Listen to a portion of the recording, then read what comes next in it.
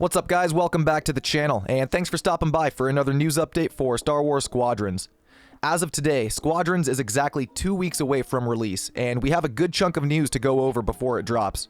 Our creative director, Ian Frazier, has been pretty busy out on social media answering fan questions, and we're going to go over some of the stuff he talked about, including some really good news for console players who wanted Squadrons to be a legitimate flight simulator experience. Before we get into the information, be sure to give this video a thumbs up, as YouTube's algorithm likes that a lot, and also consider subscribing to the channel if you're new. So let's check it out. The first thing to go over is the fact that Squadrons development is now done. The game has gone gold, which means that it's now shipped off to be manufactured, copies getting burned, packaged, and then shipped off to retailers. The release of the game is coming at kind of an interesting time though, because we are right on the verge of the next-gen consoles being released. PlayStation 5 comes out in almost exactly 2 months, and Squadrons is getting released for the current gen consoles and PC, but that raises some questions about the next gen. Ian was asked out on Twitter, if I get Squadrons for the PlayStation 4, will I be able to transfer save data from it over to the backward compatible PlayStation 5 when the time comes? Ian unfortunately responded with, I don't have any info yet on how that stuff will work, sorry. I would assume that if your data is saved to the PlayStation Network, that yes, it would transfer to the new console, since all you would have to do is log into your account and install the game again. I hope this ends up being the case, and I also hope Ian can provide some further confirmation later. Next up, we have some really good news for console players, and it was the announcement that I personally was waiting for the most, since I'm on PlayStation 4.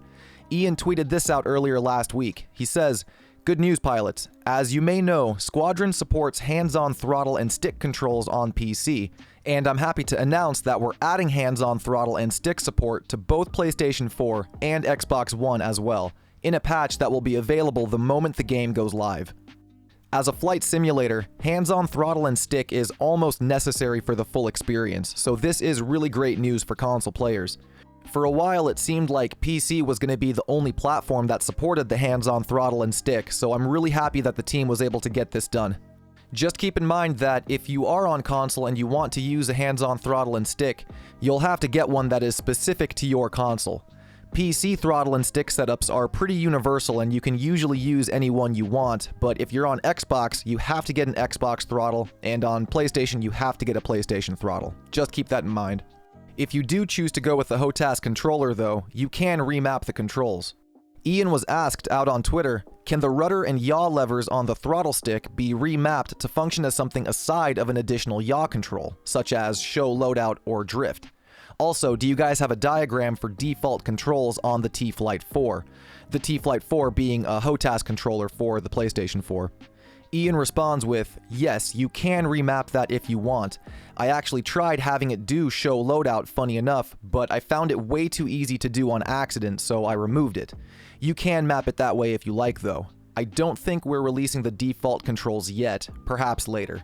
So no default controls for the HOTAS controller at launch, which means you'll probably have to map the controls yourself when you start the game, which is kind of a hidden upside now that I think about it. Customization and user control are very important to video games these days, and somebody asked if the astromechs that are with you in your starfighters will also be customizable alongside your ship. Ian says, directly no, indirectly yes.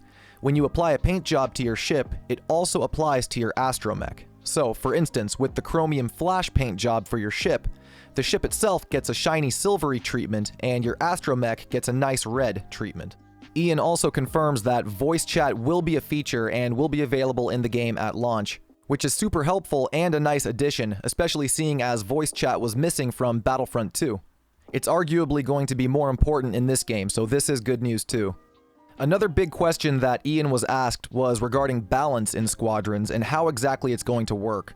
Thudson Plays asked out on Twitter, could you please explain how Squadrons gameplay is or can be balanced when New Republic ships have a 180-degree field of view and Imperial ships have a 30-degree cone? Assuming everything else is equal, I can't see how New Republic doesn't constantly raffle-stomp Empire. And he's got a point. The view from the Imperial cockpits is relatively smaller compared to the New Republic ships, which have a more wide-open field of view. Ian had some pretty good input here with 3 main responses. The first one is because most players can't handle the overload of stimulus and actually play better when there's less to focus on. Frontal view and not having to manage shields especially. This was something that came up with the original X-Wing vs. TIE Fighter back in the day, and he was somewhat surprised to find it equally true with Squadrons. Some players can handle being inundated with information, but most cannot. And this is true for any video game. Anyone who plays competitive first-person shooters will tell you that reaction time and stimulus overload are very important factors to keep in mind. Ian continues by saying, on average, TIEs are faster, more maneuverable, and hit harder. These are big factors in their battle efficacy. In short, we have an asymmetric approach to balance, with different strengths between factions, so it's hard to truly compare them apples to apples. And he makes a good point there. For example, the New Republic ships will have shields, and the Empire ships will not. But it sounds like the Imperial ships will actually hit harder than the New Republic ships do, so there's your balance right there. The Empire has stronger lasers, and the New Republic has better defensive capabilities. Ian doubles down on this by saying, because it just is balanced.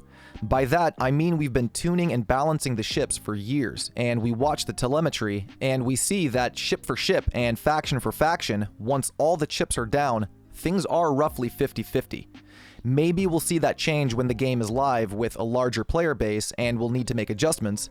If so, cool, but thus far, even in very large-scale tests, field of vision has not proven to be a problem, at least not once combined with all the other variables.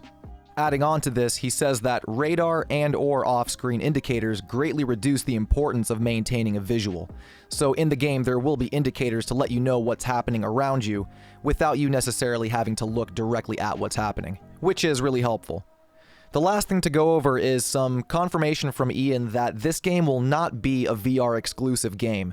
It seems he was getting some questions about this, and people were wondering if they did not have a VR headset if they would even be able to play the game.